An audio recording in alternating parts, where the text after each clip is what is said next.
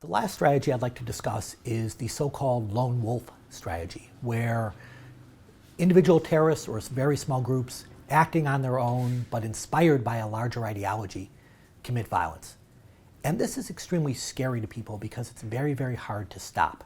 There's no large group or organization to infiltrate. There's no leadership to arrest. The fear is that really anyone, anywhere, at any time could conduct violence. And we see a wide array of causes embrace a lone wolf approach from time to time. So some Al-Qaeda figures have endorsed it.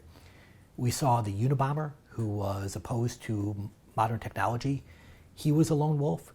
And in the United States, the bombers at the Boston Marathon were effectively lone wolves. They were not linked to a broader organization. A lone wolf approach is becoming scarier and more plausible because of the internet. The internet allows one individual to communicate with many. And as a result, he or she can promulgate a doctrine that can be followed by others around the world. So what used to be incidents that were seen in isolation are now being seen as part of a broader global ideology. Although this is very hard to stop from a counterterrorism point of view, for the most part, being a lone wolf is not an effective strategy. And that's because by not being linked to a broader organization, lone wolf violence is usually not linked to broader goals. So to go back to the quote by the IRA member, here you're simply killing people for the sake of killing them. It's not linked to any broader objective.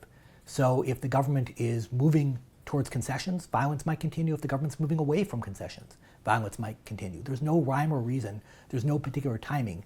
It's just a way of expressing violence rather than linked to something broader. Also, when violence occurs, it's not linked to a broader propaganda apparatus. There's no media or internet that's explaining why the violence occurs and trying to link it to a goal that the terrorists believe is noble. Instead, the government and the population in general can define the attacks as entirely negative.